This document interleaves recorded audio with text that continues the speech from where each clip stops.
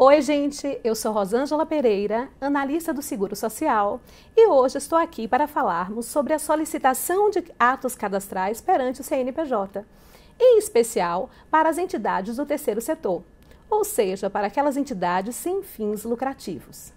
Nesse momento, nós vamos falar sobre a documentação necessária para você que quer abrir a sua associação, você quer constituir, de repente, uma entidade sindical, uma organização religiosa. Então, nós vamos saber quais são as documentações necessárias para que nós possamos realmente abrir a nossa entidade sem fins lucrativos. Vamos começar pelas associações. A associação pode ser uma associação de bairro, uma caixa escolar, associações profissionais, de agricultores, dentre várias outras. Aqui você está vendo que, em especial, nós temos para a matriz 2 documentos. O principal deles é o estatuto, que funciona como se fosse a certidão de nascimento da entidade. E a ata de assembleia. Ambos precisam ser registrados no Registro Civil de Pessoa Jurídica ou no Registro de Títulos e Documentos. Se você for criar uma filial, nós teremos praticamente a mesma documentação, ou seja, a ata da assembleia, registrada também no Registro Civil de Pessoa Jurídica ou no Registro de Títulos e Documentos.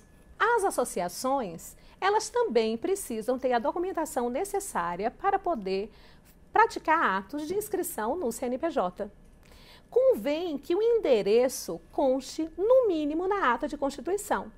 Então, se não há uma obrigatoriedade de uma associação ter um endereço no estatuto ou na ata, mas nós sugerimos que esse endereço seja colocado pelo menos na ata, a fim de facilitar futuros atos cadastrais diante do CNPJ, como, por exemplo, uma alteração de endereço.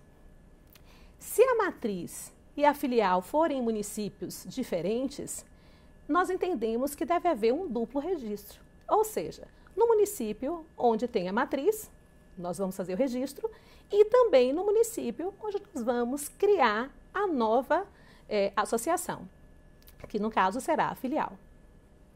Nesse caso tem algo muito especial também, que é o preenchimento do QSA. E o que é o QSA? O QSA é um quadro societário e de administradores do CNPJ. Então, o próprio sistema vai abrir isso automaticamente. Um outro tipo de associação que nós vamos falar, ou seja, uma entidade do terceiro setor, é a igreja. E tem algo muito especial quando se trata de uma igreja católica. O documento emitido pela igreja vai servir. Então, não haverá necessidade de você ter um estatuto da igreja católica. Você vai precisar apenas de um documento que seja da igreja, acompanhado do ato de designação do titular da representação, registrados do mesmo jeitinho, no Registro Civil de Pessoa Jurídica ou no Registro de Títulos e Documentos. As paróquias têm uma outra particularidade. Elas poderão ingressar tanto como matriz ou como filial. Então, isso é bem interessante. Esses são os documentos necessários. Os sindicatos, como entidades também do terceiro setor, nós vamos observar que a matriz de um sindicato, para que ela nasça, há a necessidade do estatuto e também da ata de assembleia, de constituição e de eleição e posse dos dirigentes. Agora, a gente não pode esquecer, sempre registrado no Registro Civil de Pessoa Jurídica ou no Registro de Títulos e Documentos. E eu acho que daqui para frente eu não preciso mais falar toda hora Registro Civil de Pessoa Jurídica. Vamos agora tratar sempre de RCPJ ou RTD quando for Registro de Títulos e Documentos. Tudo bem? Na filial, nós vamos precisar também de uma ata da Assembleia registrada em um dos 2 cartórios, ou RCPJ ou RTD. Aqui nós temos algo muito especial. Se a matriz e a filial forem municípios diferentes, vai ser daquela mesma forma que foi na associação. Nós precisaremos fazer um duplo registro no cartório. Ou seja, no cartório da matriz e também no cartório onde foi inscrita a filial. E as fundações privadas? Quais são os documentos necessários para que possamos constituir uma fundação privada? Quais são os documentos? Do mesmo jeito que os anteriores, nós precisaremos do estatuto e da ata de nomeação de seu dirigente, também registrados no RCPJ ou no RTD. E mais uma vez, nós precisaremos preencher o quadro societário, né? E de administradores. Pode ser o administrador, o diretor, o presidente. O próprio sistema vai abrir o quadro societário para que faça o preenchimento. E agora nós vamos falar sobre a inscrição no CNPJ em relação às regras sobre o local. Ou seja, quando você já estiver com seu estatuto em mãos, quando você estiver com sua ata de assembleia, da associação que você criou, da sua associação de bairro, e aí? Você vai fazer o que com essa documentação? Nós temos 2 tipos de análises a serem observadas agora. Em unidades federativas que tenham convênio com os cartórios, e existem unidades federativas que não têm convênio com os cartórios. Então, será diferente se você estiver em Minas Gerais, se você estiver no Rio de Janeiro, São Paulo, Distrito Federal, Ceará ou Pernambuco, vai ficar muito fácil. Você vai praticar o ato tão somente no cartório de registro civil, né, de pessoa jurídica. Agora, se você estiver em outro estado da federação, aí sim você vai ter que praticar esse ato na Receita Federal. Então, vamos dar uma olhadinha como é que funciona quando você está numa unidade que possua convênio com o cartório ou quando você está numa unidade em que não há esse convênio com os cartórios. Inscrição no CNPJ, regras sobre local e documentação em unidade federativa sem convênio com cartório. Olha a primeira coisa que nós temos. Apresentar na RFB, ou seja, apresentar na Receita Federal. Só que para você levar essa documentação à Receita Federal, na maioria das unidades, você precisará fazer o agendamento. Então, é interessante que você, num primeiro momento, observe em que unidade você está para saber se nessa unidade você precisará agendar. Quase todas as unidades do país, pessoa jurídica é atendida exclusivamente por agendamento. Pronto, agendei. Depois disso, atos constitutivos e DBE. O que eu quero dizer? Eu vou pegar aquele meu estatuto, eu vou pegar a ata, né, de constituição e vou juntar com a documentação e levar para onde? Para a Receita Federal. Por que eu levarei para a Receita Federal? Porque eu estou falando de uma unidade em que não há convênio com os cartórios. Aqui tem algo especial, como vocês podem ver. Cópia simples, mas os originais, ou seja, você não é obrigado a reconhecer firma. E se você não quiser levar a cópia simples com o original, aí sim você pode trazer uma cópia autenticada desses documentos. E o último detalhe que nós temos aqui é DBE. Acompanhado do original ou cópia autenticada do documento de identificação. O que é o tal do DBE? É o documento básico de entrada. É como se fosse um formulário, na realidade ele é um formulário, em que você vai colocar, você vai solicitar para a Receita dizendo, olha, eu quero dar entrada num documento e nesse caso vai ser a inscrição no meu CNPJ.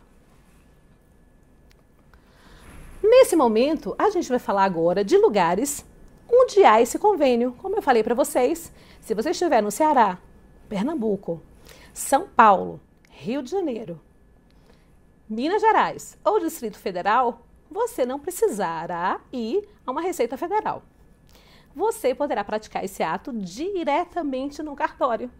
Ou seja, essas unidades são conveniadas com a Receita Federal.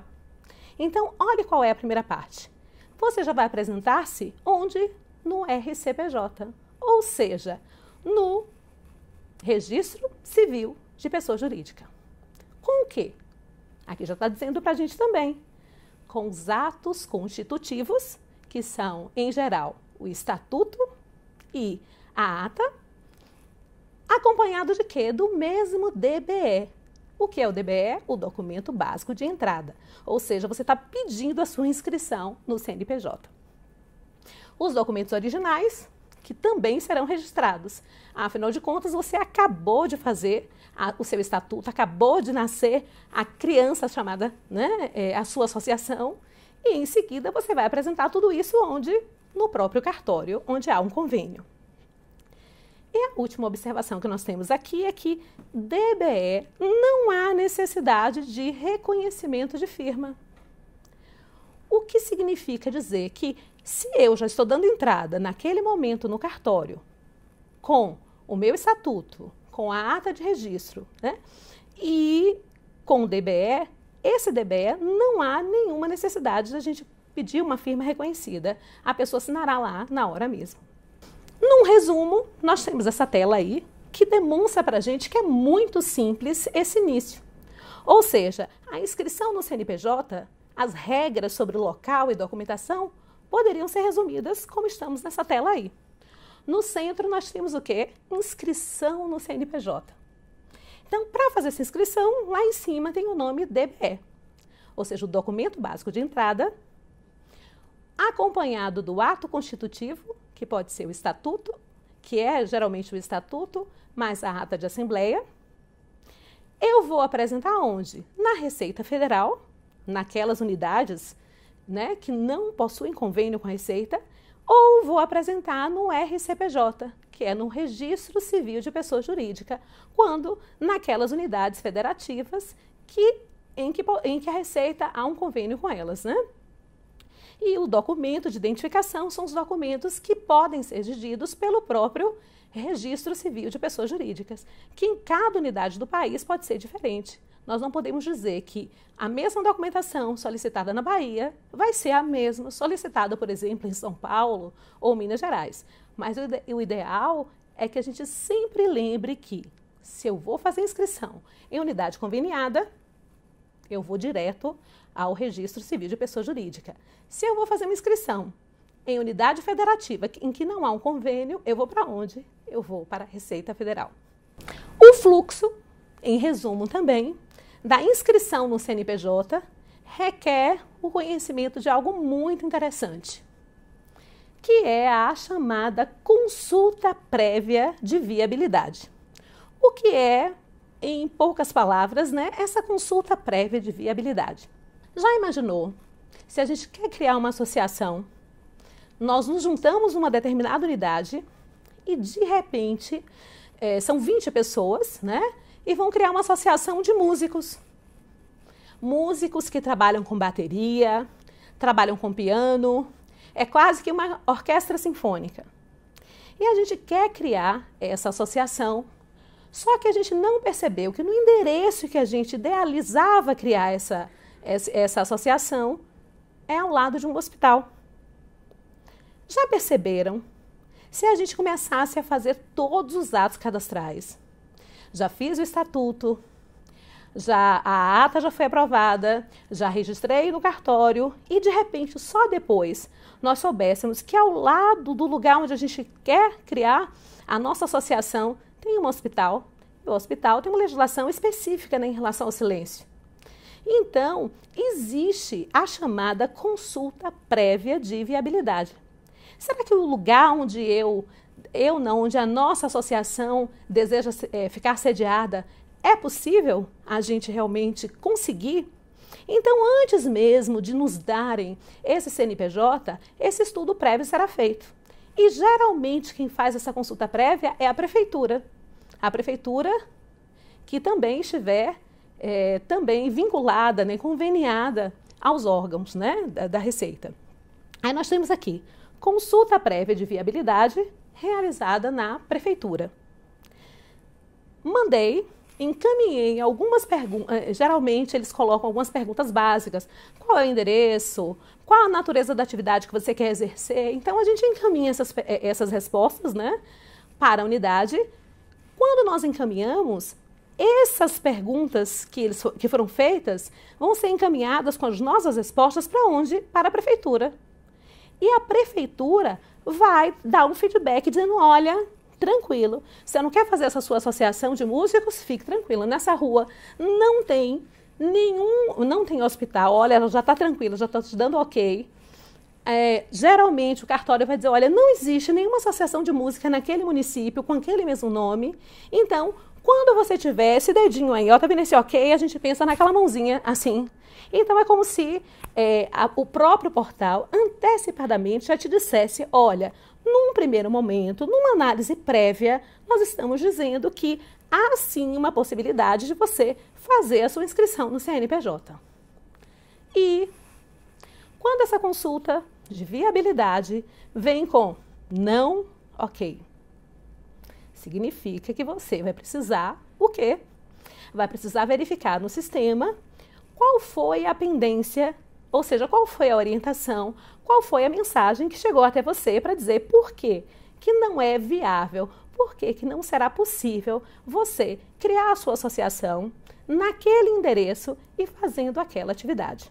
Então, o mais interessante é quando a gente recebe aquele ok, o próprio sistema vai gerar para você um protocolo dizendo, olha, num primeiro momento, na primeira análise da prefeitura, tá tudo ok, você pode dar seguimento à criação do seu CNPJ.